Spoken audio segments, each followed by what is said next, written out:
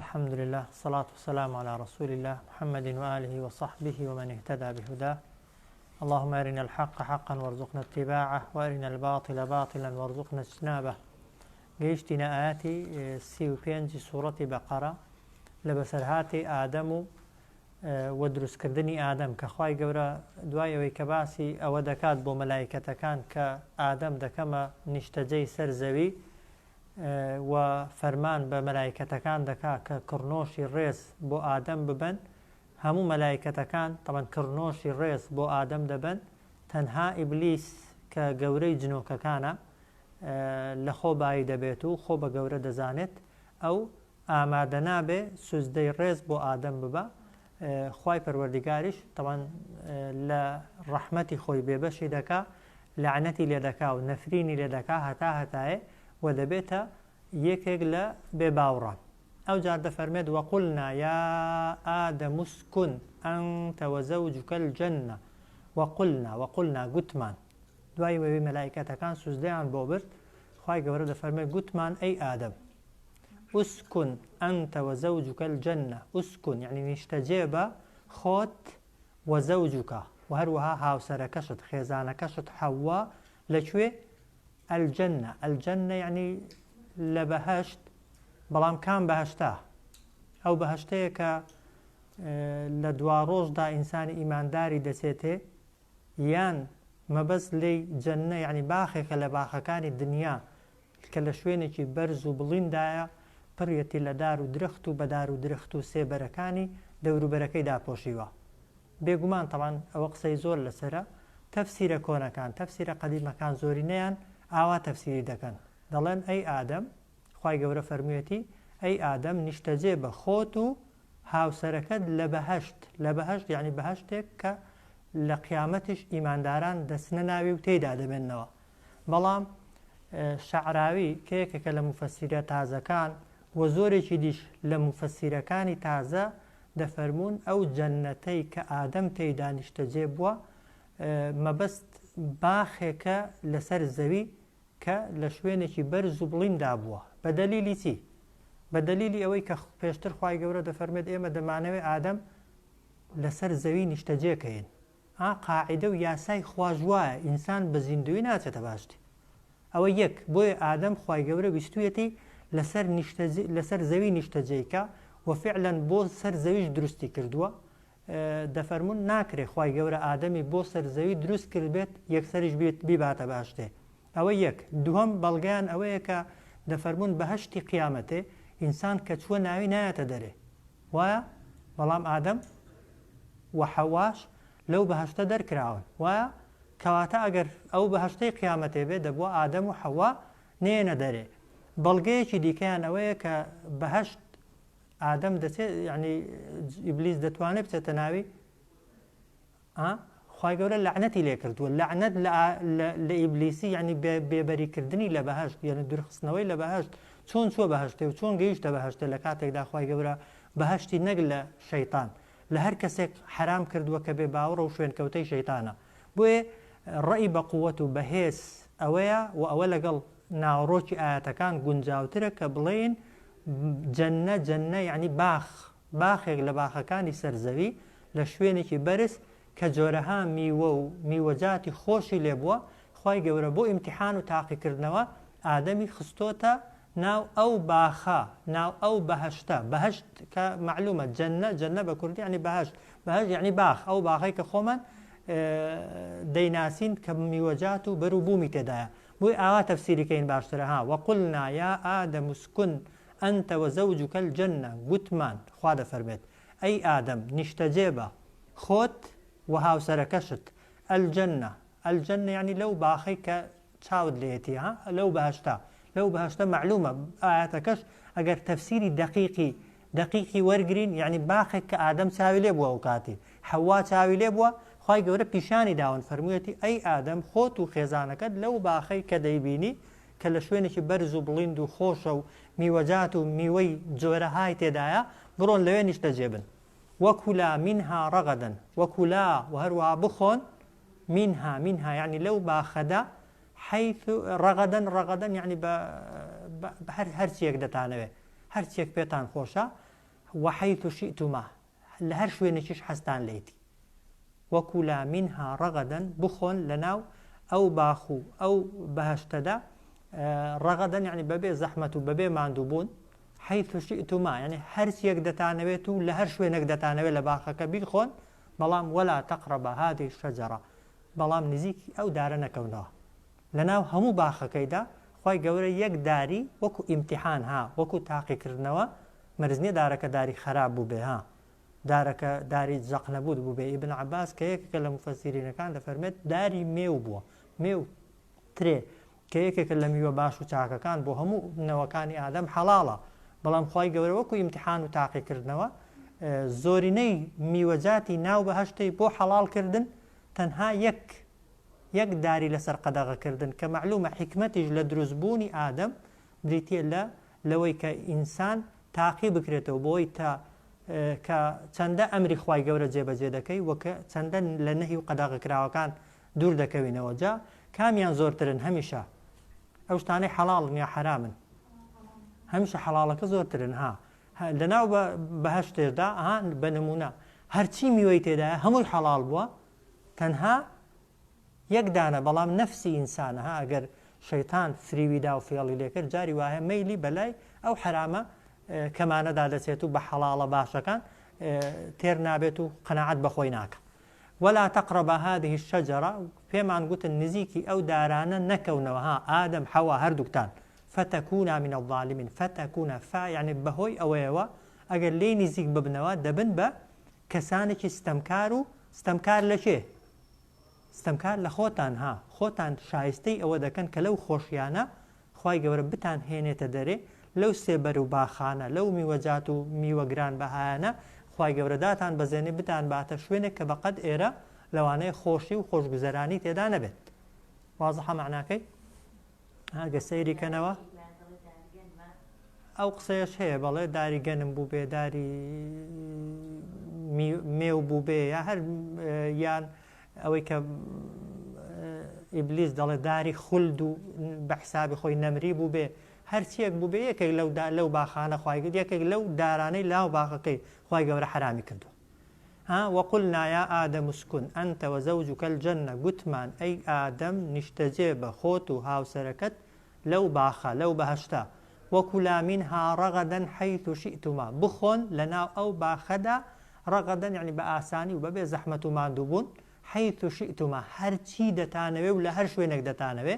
بەڵام ولا تقربا هذه الشجرة نزیکی ئەو دارە نەکەونەوە لێی نزیک مەبنەوە ها ناڵێ لە دارەکەی مەخۆن چونکە ئینسان کە لە گوناه نزیک بوویەوە تووشی گوناهەکەش دەبێ جا هیچ کەسێک نییە تەوان هەنگاوی یەکەم یەکسەر بچێتە ناو گوناهەکەی عادەتەن ئینسان یەکەم جار پێشەکەکان دەبڕێ بۆیە دەفەرمێ ولا تقربا هذه الشجرة لەو دارە هەر نزیک مەبنەوە فتەکوونە دەنا بەهۆی ئەوەیەوە ئەگەر لە دارەکەی نزیک ببنەوە دەبن بە یەکێک لە ستەمکاران ستەمکار لە خۆتان ها خۆتان مستحق و شایستەی عەذاب و سزای کاتی خوای پەروەردگار دەکەن ئەو جار فەئەزەلەهومە الشەیطان عنها فەئەزەلەهومە یعنی فریویدان و فێڵی لێکردن شەیطان لەناو ئەو بەهەشتەدا وایە چۆن فێڵی لێکردن چۆنیان باوەڕ پێ کرد لە سوورەتی عەرافدا خوای گەورە دەفەرمێت هات سوێندی بۆ ئادەم و حەوا خوارد یەکەم جار وتی من دڵسۆزتانم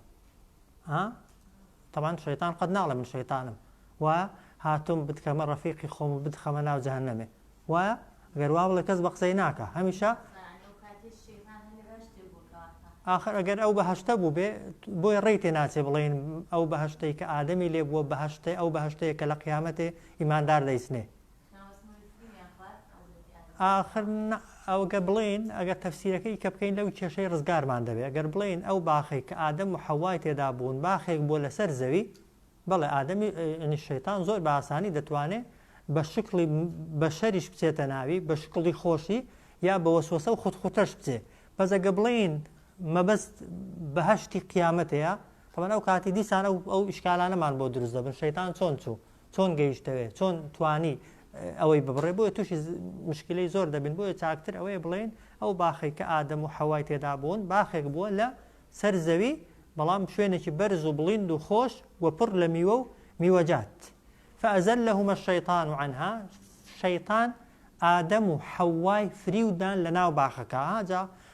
ئەو قسەیەش مەشهورە ها دەڵێن حەوایە کەم جار فریوی خواردووە و دواتر ئەو قەناعەتی بەڵام ئەو پێچوانی ئاەتەکەی بەڕاستی ئاەتەکە وا ناڵێ و ئەگەری جوابێ تەبان ئەو کەسەی کە دەبێتە فریودەر لەگەڵ ئەو کەسێک کە فریوەکەی دەخوا هیچیان لە تاوانباریەتی کەم نییە ها ئێستا یەکێک بێ ئەتۆ فریودا گوناهی دەگاتە یان نایگاتێ بەس ئەگەر تۆش فەقیر حاڵ بوو یەکسەر باوەڕت پێ کرد بێگومانە تۆش تاوانت ئەو جا وانە تەبان ئاەتەکە واناڵ فەئەزەلەهما الشەیطان عنها فریویدان شەیطان اینجا لە شوێنی کرد دەفەرمی وەقاسەمەهما سوێندی بۆ خواردن بێکەوە ئادەم و حەوای لێک کاتیدا قسە لەگەڵ کردوون بۆ بێکەوەش قەناعەتیان کردووە ها فأزلهما الشيطان عنها فریویدان شەیطان ئادەم و حەوا لەناو ئەو باخ و بەهەشتەدا فأخرجهما مما كان فيه فأخرجهما بدرنان مما كان فيه لو ناز نعمة خوشيانيك آدم و حەوای تێدا بوون ها دیقەتی ئاەتەکاندان دەفەرمون فأخرجهما مما كانا هەموو ئەلفانە ئەلفی مثەنان ها یعنی هەردووکیانی دەرکرد لەو ناز و نیعمەت و خۆشیانەی کە هەردووکیانی تێدا بوون وازحە کە بە قسەی شەیتانیان کرد تەمان شەیتان چۆن فێڵی لێکردن وتی من دڵسۆزتانم هاتوم پێتان بڵێم لەو دارەی بخۆن بۆ ئەوەی کە لە دارەکەتان خوارد تەمەنتان هەمیشەیی دەبێت و قەل لەو بەهەشتەی نایەنە دەرێ بەڵام ئەگەر لە دارەکەی نەخۆن هەر کاتێک تەمەنتان تەواو بوو یان هەر کاتێک خوا حەزی لێبوو لەو باخەی دەتانهێنێتە خوارد دەڕانباتە سەر زەویەکی وشکی پڕ لە ناخۆشی و ناڕەحاتی لە خۆشی شوێنەکەی و پێشیان وابوو کەسێک نییە بە ناوی خواوە درۆ بکات و سوێن بخوا قەناعەتیان کرد وەقل نەهبیطوا ئەو جار گوتمان چی دابەزنە خوارێ بعضکم لبعض عدو هێندێکتان بۆ هێندێکتان دەبن بە دوژمن جا هێندێکتان بۆ هێندێکتان دەبن بە دوژمن مەبەستی ئەوەیە یعنی هەردوو تەفسیرەکە دروستە بڵێن ئادەم و ئادەمیزاد و جنۆکەکان یعنی نەوەکانی شەیطانی دەبنە دوژمنی یەکتر وایە فعلا جنۆکە کافرەکان دوژمنی ئادەمن و تا قیامەتش دەیانەوێت تۆڵەی خۆیان لە ئادەم بکەنەوە ئەو حەسادەتەی کە کاتی خۆی ئیبلیس بۆی دروست بووە لە بەرامبەر ئادەم بابە گەورەی مرۆڤایەتیدا و لە ناو ئینسانەکانیشدا فعلا ئینسان لەسەر زەوی هەمووی یەکتریان خۆش ناوێ وایە هێندێک ڕووکی لە هێندێکیە و دژمنی هێندێکیە بۆیە دەفەرمێ وەقل نەهبیطوا بعضکم لبعض عدو پێمان گوتن وەرنە خوارێ جا ناڵێ ئیهبیطا لێرە دەفەرمێ ئیهبیطوا وەرنە خوارێ یعنی هەرێوە نا یعنی وەچەکانیشتان نەوەکانیشتان لە دوای ئێوە دەبێ بازی ئێوە بدەن وەقل نەهبیطوا وەرنە خوارێ هەر هەمووتان یعنی خۆتان و جا دەگونجێ منداڵیشیان هەبوو بن ئەو کاتی مەبەستی منداڵەکانیشی بێ و ئەگەر منداڵیشیان نەبوو بن ئەو کاتی یعنی دواتر تەبەن وەچەکانیشتان نەوەکانیشتان هەر دەبێ بێنە سەر زەوی بعضکم لبعض عدو لەسەر زەویش هێندێکتان دەبن بە دوژمنی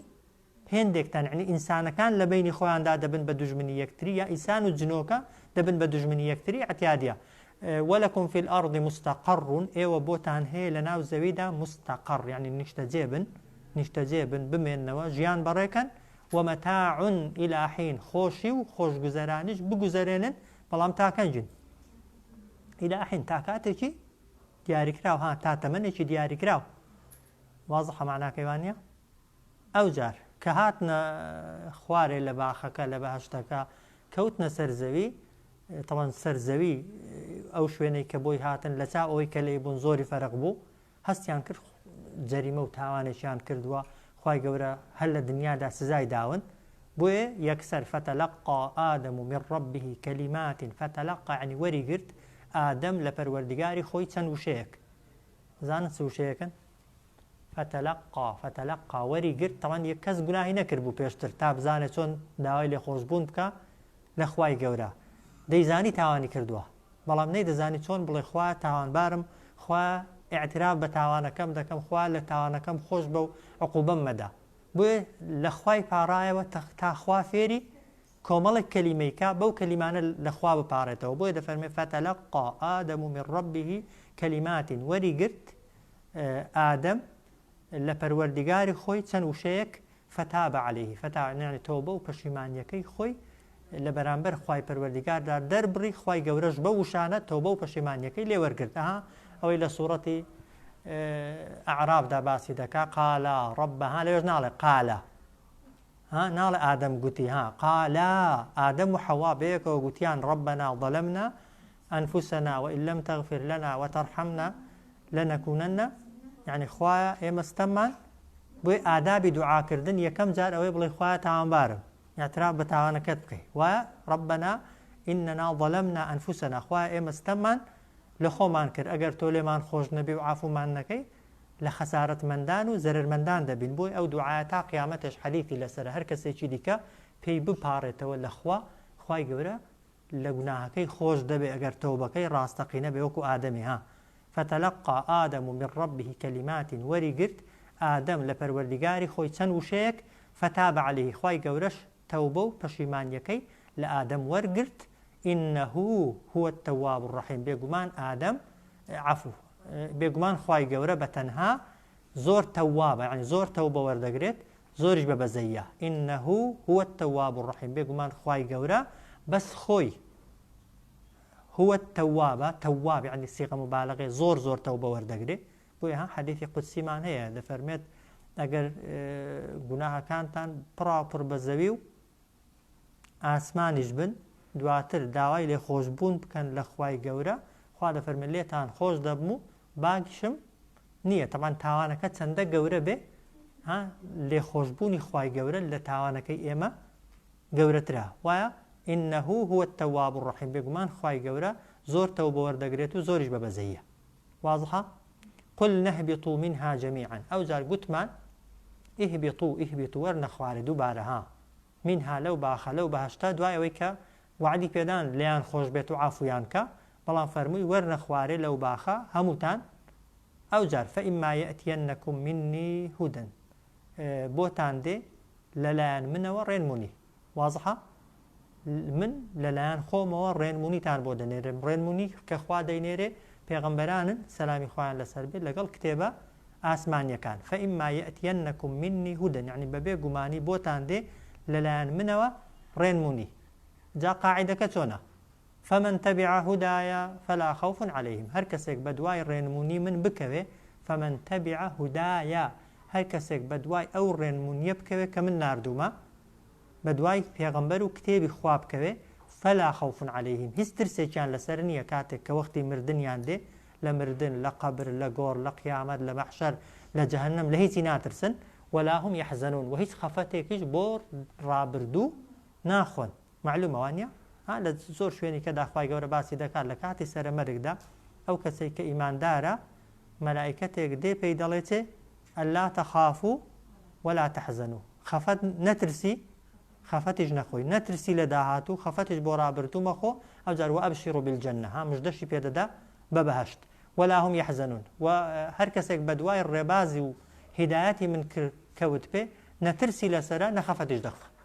واضحە ئەدی والذین كفروا وكذبوا بآياتنا ئەوانەی کە بێ باوەڕ دەبن و بە درۆی دەزانن نیشانەکانی ئێمە ئەو حکمەکەیان چییە أولئك أصحاب النار ئەوانە هاوڕێی ئاگرن هم فيها خالدون وهر أوان لنا ئاگریشدا دەمێننەوە بە هەمیشەی معلومە وانێ ئەوانەی کە بێ باوەڕ دەبن و